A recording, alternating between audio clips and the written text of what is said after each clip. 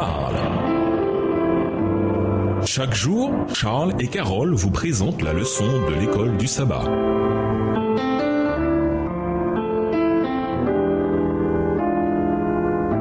Bienvenue dans votre émission Dieu nous parle. Nous voilà à la leçon 11, la liberté en Christ.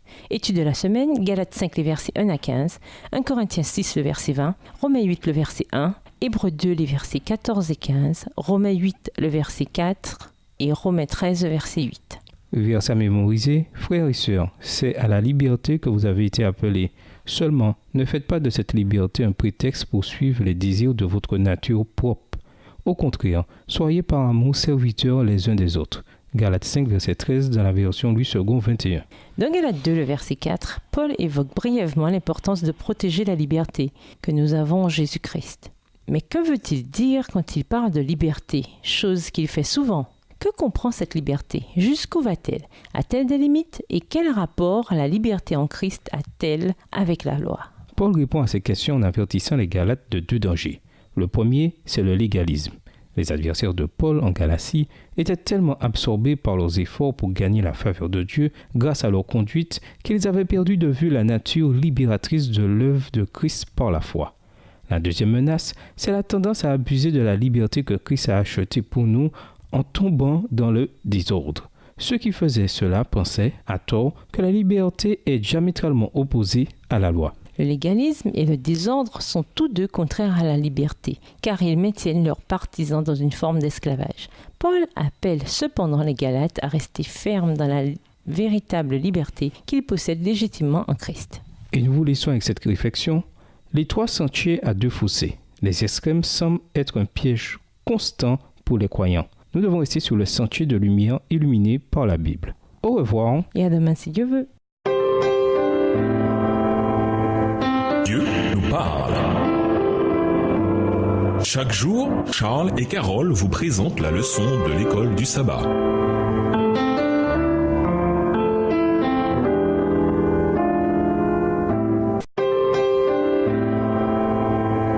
Dieu nous parle. Chaque jour, Charles et Carole vous présentent la leçon de l'école du sabbat.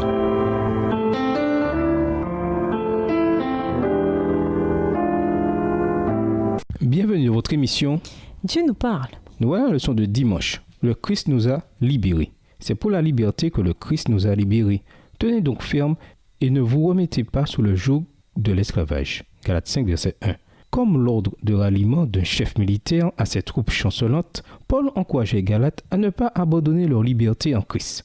La puissance et l'intensité du ton de Paul nous donnent presque l'impression que ces paroles jaillissent de la page.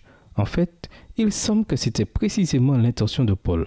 Ce verset est thématiquement lié à ce qui précède et à ce qui suit, et sa rapidité ainsi que l'absence de lien syntaxique en grec laisse entendre que Paul voulait que ce verset ressorte comme un gigantesque panneau d'affichage.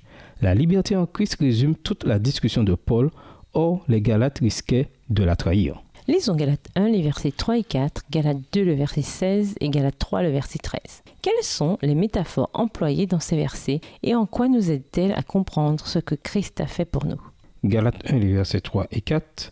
Que la grâce et la paix vous soient données de la part de Dieu, notre Père, et du Seigneur Jésus-Christ, qui s'est donné lui-même pour nos péchés, afin de nous arracher au présent siècle mauvais, selon la volonté de notre Dieu et Père.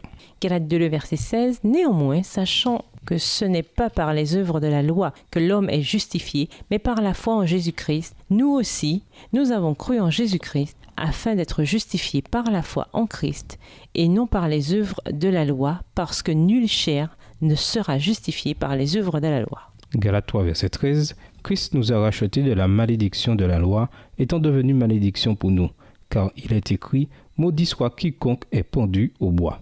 Les paroles de Paul, c'est pour la liberté que Christ nous a libérés, Galates 5, le verset 1, sous-entendent peut-être qu'il pense à une autre métaphore. La formulation de cette expression est similaire à la formule employée dans la libération sacrée, affranchissement des esclaves. Du fait que les esclaves n'avaient aucun droit légal, on supposait qu'une divinité pouvait acheter leur liberté et en retour, l'esclave, bien que libre, appartenait légalement au Dieu en question. Bien sûr, dans la pratique, ce procédé n'était qu'une illusion. C'était l'esclave qui donnait l'argent au temple en échange de sa liberté.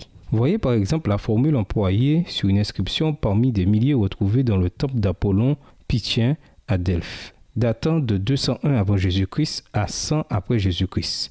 Pour la liberté, Apollon a acheté Sosibus d'Ophissa, une esclave du nom de Nicée. Mais cet achat, Nicée l'a confié à Apollon pour sa liberté. Cette formule a un point commun fondamental avec la terminologie de Paul, mais aussi une différence fondamentale. Dans la métaphore de Paul, il n'y a pas d'illusion. Nous n'avons pas fourni nous-mêmes le prix du rachat. 1 Corinthiens 6, verset 20, 1 Corinthiens 7, verset 23.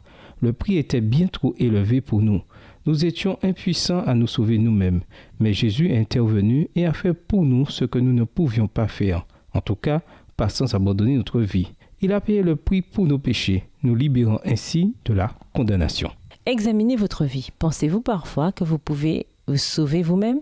Qu'indique votre réponse sur la reconnaissance que vous devez avoir pour ce que nous avons reçu en Jésus? Et nous vous laissons avec cette question de réflexion. Quelle est votre définition de la liberté en Christ? Au revoir. Et à demain si Dieu veut. Dieu nous parle. Chaque jour, Charles et Carole vous présentent la leçon de l'école du sabbat.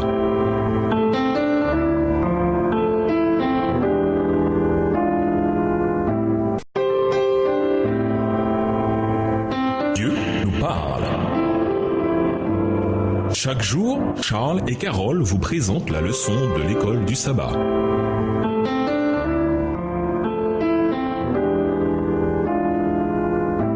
Bienvenue dans votre émission. Dieu nous parle. Nous voilà à la leçon de lundi. La nature de la liberté chrétienne. Cet ordre de Paul de rester ferme dans la liberté n'est pas isolé. On lit juste avant un important exposé des faits, le Christ nous a libérés. Pourquoi les chrétiens devraient-ils rester fermes dans leur liberté? Parce que Christ les a déjà libérés. Autrement dit, notre liberté est le résultat de ce que Christ a déjà fait pour nous. Ce modèle d'exposé des faits suivi d'une exhortation est typiquement des lettres de Paul. 1 Corinthiens 6, le verset 20, 1 Corinthiens 10, les versets 16 et 14, Colossiens 2, le verset 6. Par exemple, Paul fait plusieurs déclarations révélatrices dans Romains 6 sur les données de notre condition en Christ, comme « Nous savons qu'en nous, l'homme ancien a été crucifié avec lui » Romains 6, verset 6.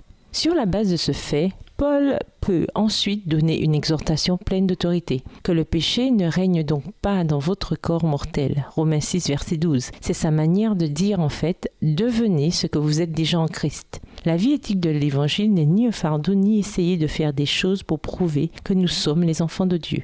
Au contraire, nous faisons ce que nous faisons parce que nous sommes déjà ses enfants. De quoi Christ nous a-t-il libérés? Lisons Romains 6, versets 14 et 18, Romains 8, verset 1, Galates 4, versets 3 et 8, Galates 5, le verset 1, Hébreux 2, les versets 14 et 15. Romains 6, les versets 14 et 18. Car le péché n'aura point de pouvoir sur vous, car vous êtes non sous la loi, mais sous la grâce. Verset 18. Ayant été affranchis du péché, vous êtes devenus esclaves de la justice. Romains 8, verset 1. Il n'y a donc maintenant aucune condamnation pour ceux qui sont en Christ Jésus, qui marchent non selon la chair, mais selon l'esprit. Galates 4, les versets 3 et 8. Nous aussi, de la même manière, lorsque nous étions enfants, nous étions sous l'esclavage des rudiments du monde. Verset 8. Autrefois, ne connaissant pas Dieu, vous serviez des dieux qui ne le sont pas de leur nature. Galates 5, verset 1. C'est pour la liberté que Christ nous a libérés. Demeurez donc fermes et ne vous remettez pas de nouveau sous le joug de l'esclavage. Hébreux 2, les versets 14 et 15. Ainsi donc, puisque les enfants participent au sang et à la chair, il y a également participé lui-même afin que, par la mort, il anéantit celui qui a la puissance de la mort, c'est-à-dire le diable, et qu'il délivra tous ceux qui, par crainte de la mort, étaient toute leur vie retenus dans la servitude. L'emploi du mot liberté pour décrire la vie chrétienne est plus présent dans les lettres de Paul que n'importe où ailleurs dans le Nouveau Testament. Le mot liberté et les mots de la même famille apparaissent 28 fois dans les lettres de Paul et seulement 13 fois ailleurs. Que veut dire Paul par liberté? D'abord, il ne s'agit pas d'un simple concept abstrait. Il ne s'agit pas d'une liberté politique, d'une liberté économique ou de la liberté de vivre comme bon nous sommes. Au contraire, c'est une liberté qui est enracinée dans notre relation avec Jésus-Christ. Le contexte laisse entendre que Paul fait référence à la libération de l'esclavage et de la condamnation du christianisme motivé par la loi. Mais notre liberté comprend bien plus. Elle comprend la libération du péché, de la mort éternelle et du diable. En dehors de Jésus-Christ, l'existence humaine est caractérisée par la servitude envers la loi, la servitude envers les éléments méchants qui dominent le monde, la servitude envers le péché, la chair et le diable. Dieu a envoyé son Fils dans le monde pour faire voler en éclats la domination de ces esclavagistes. De quelle chose vous sentez-vous encore esclave dans la vie? Mémorisez Galates 5, verset 1. Et demandez à Dieu de faire de cette liberté que vous avez reçue en Christ une réalité dans votre vie. Et nous vous laissons avec la pensée du jour. Notre liberté en Christ devrait susciter l'amour fraternel, confirmant ainsi le principe « aime ton prochain comme toi-même ». Matthieu 19, le verset 19. Au revoir. Et à demain si Dieu veut. Dieu nous parle. Chaque jour, Charles et Carole vous présentent la leçon de l'école du sabbat.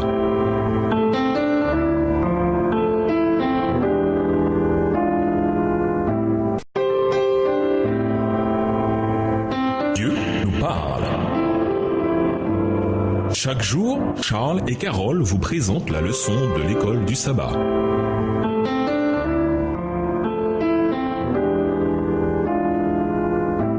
Bienvenue dans votre émission. Dieu nous parle. Nous voilà à la leçon de mardi. Les conséquences dangereuses du légalisme. Galates 5, les versets 2 à 12. La manière dont Paul introduit Galates 5, les versets 2 à 12 indique l'importance de ce qu'il est sur le point de dire.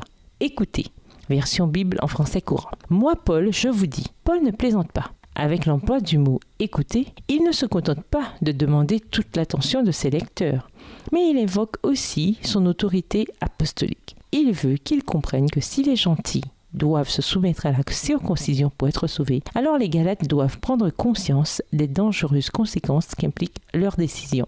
Lisons Galates 5, les versets 2 à 12.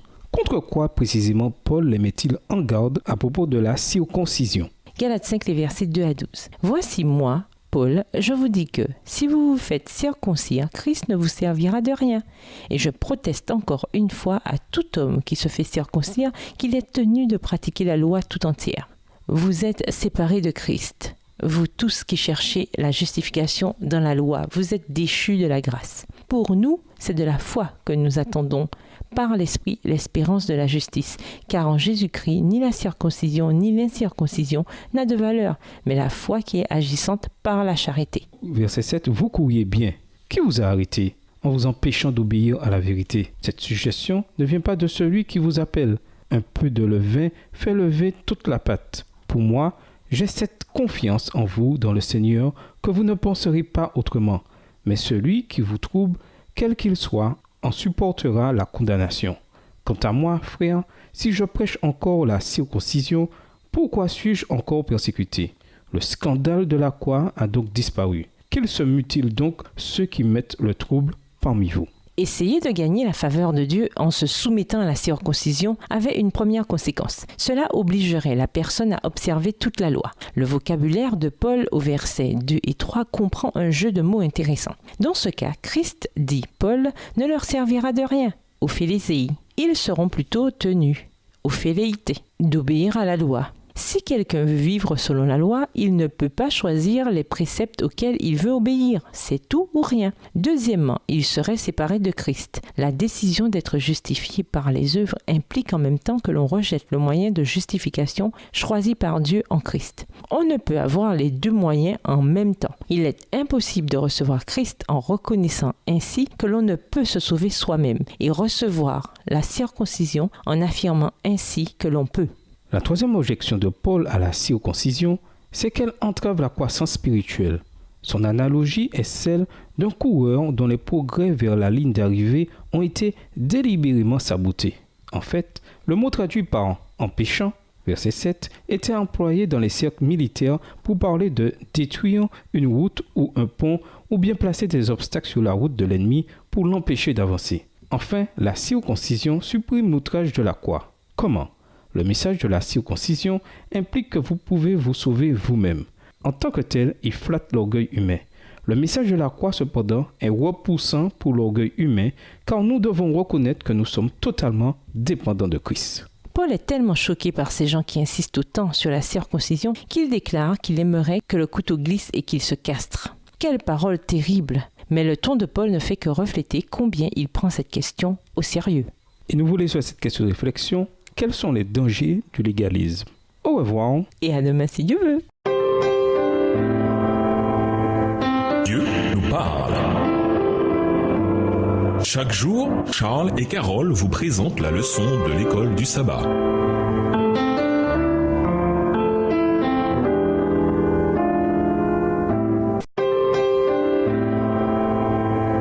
Dieu nous parle. Chaque jour, Charles et Carole vous présentent la leçon de l'école du sabbat.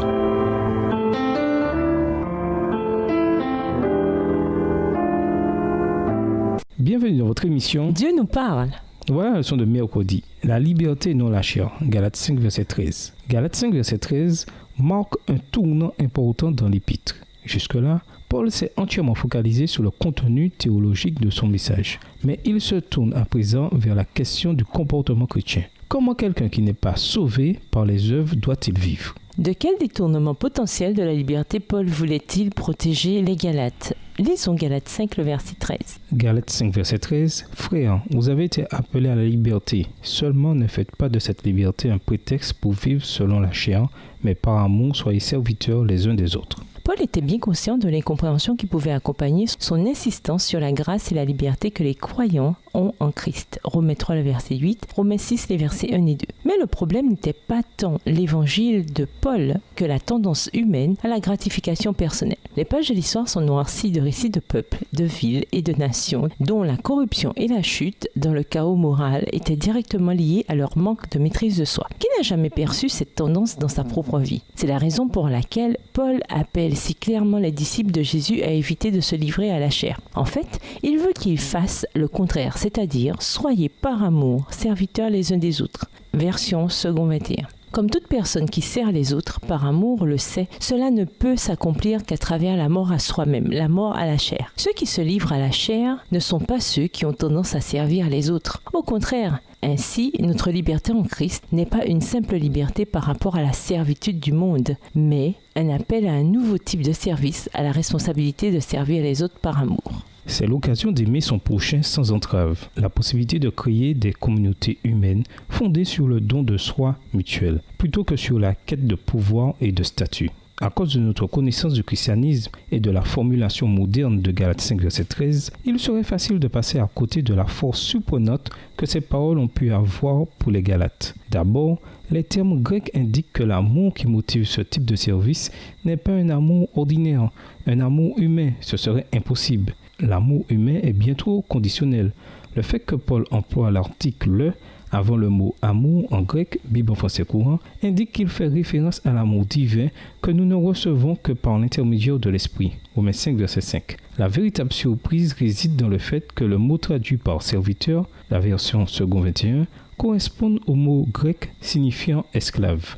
Notre liberté ne signifie donc pas une autonomie, mais un esclavage mutuel les uns envers les autres sur la base de l'amour de Dieu. Soyons honnêtes, vous êtes-vous déjà dit que vous pouviez user de la liberté que vous avez en Christ pour vous laisser aller à un petit péché par-ci par-là? Qu'y a-t-il de si terrible dans ce genre de raisonnement? Et nous vous laissons cette question de réflexion.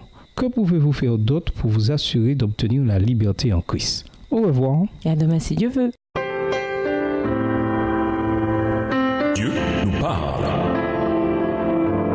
Chaque jour, Charles et Carole vous présentent la leçon de l'école du sabbat.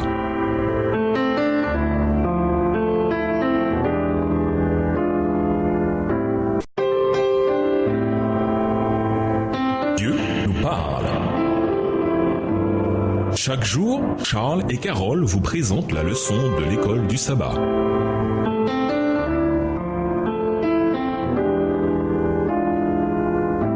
Bienvenue dans votre émission. Dieu nous parle. Nous voilà à la leçon de jeudi, accomplir toute la loi. Galates 5, les versets 13 à 15. Comment concilier les commentaires négatifs de Paul sur mettre en pratique la loi tout entière? Galates 5, le verset 3. Et sa déclaration positive sur toute la loi est accomplie. Galates 5, verset 14. Comparez Romains 10, le verset 5, Galates 3, les versets 10 et 12, Galates 5, le verset 3, avec Romains 8, le verset 4, Romains 13, le verset 8 et Galates 5, verset 14. Romains 10, verset 5. En effet, Moïse écrit à propos de la justice qui vient de la loi, l'homme qui la mettra en pratique vivra par elle. Galates 3, versets 10 et 12. Car tous ceux qui s'attachent aux œuvres de la loi sont sous la malédiction, car il est écrit, maudit est quiconque n'observe pas tout ce qui est écrit dans le livre de la loi et ne le met pas en pratique. Verset 12. Or, la loi ne procède pas de la foi, mais elle dit, celui qui mettra ces choses en pratique vivra par elle. Galates 5, verset 3. Et je l'atteste encore une fois à tout homme qui se fait circoncire, il est tenu de pratiquer la loi tout entière. Romains 8, verset 4. Et cela afin que la justice de la loi fût accomplie en nous, qui marchons non selon la chair, mais selon l'esprit. Romains 13, verset 8. Ne devez rien à personne si ce n'est de vous aimer les uns les autres, car celui qui aime les autres a accompli la loi. Galates 5, verset 14. Car toute la loi est accomplie dans une seule parole, dans celle-ci. Tu aimeras ton prochain comme toi-même. Beaucoup considèrent que cette apparente tension entre les deux formules est paradoxale, mais ce n'est pas le cas. Paul emploie intentionnellement chaque expression pour faire une distinction entre deux manières différentes de définir le comportement chrétien en lien avec la loi.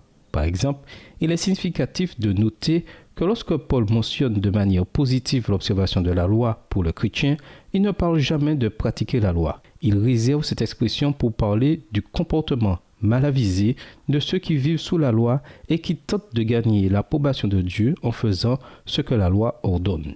Cela ne signifie pas que ceux qui ont trouvé le salut en Christ n'obéissent pas. On ne saurait être plus éloigné de la vérité. Paul dit qu'ils accomplissent la loi.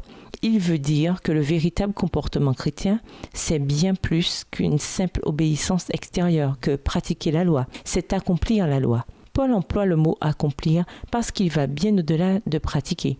Ce type d'obéissance est enraciné en Jésus, voir Matthieu 5, le verset 17. Ce n'est pas un délaissement de la loi ni une réduction de la loi à l'amour. C'est la manière dont un chrétien peut expérimenter la véritable intention et le véritable sens de toute la loi. Selon Paul, où se trouve la pleine signification de la loi? Lisons Lévitique 19, verset 18, Marc 12, versets 31 et 33, Matthieu 19, verset 19, Romains 13, verset 9, Jacques 2, verset 8.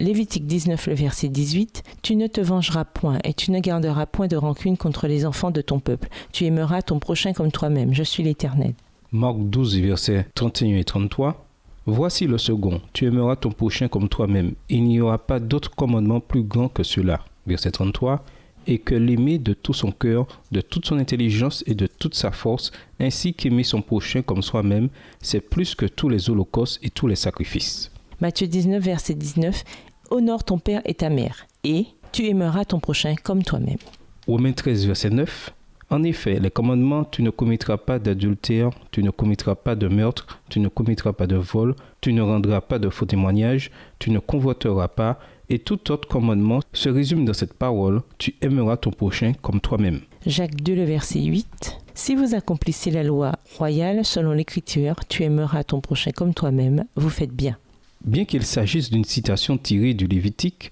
la déclaration de Paul dans Galates est enracinée dans l'emploi que Jésus fait de Lévitique 19, verset 18. Jésus n'était d'ailleurs pas le seul maître juif à faire référence à Lévitique 19, verset 18 pour résumer toute la loi. Rabbi Hillel, qui vivait environ une génération avant Jésus, a déclaré « Ce qui t'est odieux, ne le fais pas à ton prochain. C'est là toute la loi. » Mais la perspective de Jésus était radicalement différente. Matthieu 7, verset 12. Elle est non seulement plus positive, mais elle démontre également que la loi et l'amour ne sont pas incompatibles. Sans l'amour, la loi est vide et froide. Sans la loi, l'amour n'a pas de direction. Qu'est-ce qui est plus facile et pourquoi? Aimer les autres ou simplement obéir aux 10 commandements? Venez en classe avec votre réponse ce sabbat. Et nous vous laissons cette question de réflexion. En quoi la loi de Dieu est-elle liée à la liberté totale en Christ? Au revoir. Et à demain si Dieu veut. Dieu nous parle. Chaque jour, Charles et Carole vous présentent la leçon de l'école du sabbat.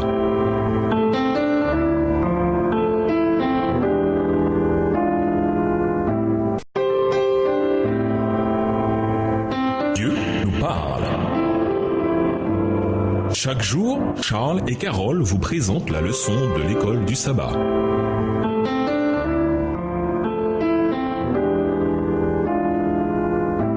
Bienvenue à votre émission. Dieu nous parle. Voilà la leçon de vendredi. Pour aller plus loin, une foi authentique agit toujours par amour. Si vous regardez au calvaire, ce n'est pas afin de tranquilliser votre âme dans la négligence du devoir, ni en vue de vous procurer un sommeil agréable, mais pour créer la foi en Jésus, une foi agissante qui purifie l'âme du limon de l'égoïsme. Quand nous saisissons le Christ par la foi, notre œuvre ne fait que commencer. Tout homme a des habitudes de corruption et de péché qu'il faut vaincre par des luttes vigoureuses. À chaque âme, il est demandé de combattre le combat de la foi. Un vrai disciple du Christ ne saurait se montrer trop adroit en affaires, ni sans cœur et sans sympathie. Il ne peut tenir un langage rude. Il ne peut être vaniteux et plein de lui-même. Il ne saurait être dominateur ni employer des paroles blessantes de censure et de condamnation. L'œuvre d'amour est le produit de la foi agissante. La religion de la Bible implique un effort continuel. Que votre lumière luise ainsi devant les hommes afin qu'ils voient vos bonnes œuvres et qu'ils glorifient votre Père qui est dans les cieux. Travaillez à votre salut avec crainte et tremblement, car c'est Dieu qui opère en vous le vouloir et le faire selon son bon plaisir. Il nous faut être zélés pour les bonnes œuvres et y veiller sans cesse. Le véritable témoin a dit « Je connais tes œuvres ». S'il est vrai que nos multiples activités ne nous gagneront pas le salut, il est vrai aussi qu'une foi qui nous unit au Christ aura pour effet de stimuler notre activité. À méditer, passez en revue dans la classe vos réponses à la dernière question de l'étude de jeudi. Quelle option vous a semblé la plus facile et pourquoi? Quelle vérité importante votre réponse indique-t-elle sur vous au sujet de ce que signifie accomplir la loi? Paul dit que la foi opère par l'amour. Que veut-il dire par là? Explorez l'idée d'employer notre liberté en Christ pour se livrer au péché. Pourquoi est-ce si tentant? Quand les gens pensent ainsi, dans quel piège tombent-ils cependant? Voir 1 Jean 3, verset 8.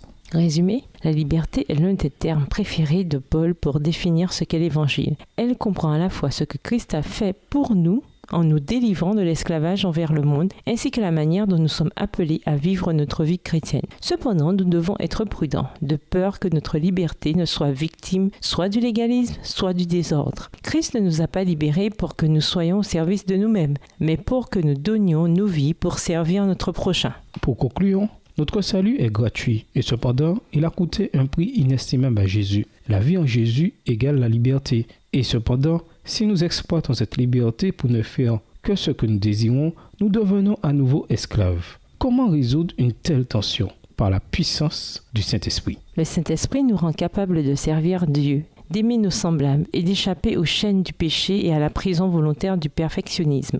Dès que nous comprenons que rien de ce que nous faisons ne peut nous faire mériter l'amour de Dieu ou nous l'enlever, nous sommes capables de vivre pour glorifier Dieu. Au revoir. Et à demain si Dieu veut. Dieu nous parle. Chaque jour, Charles et Carole vous présentent la leçon de l'école du sabbat.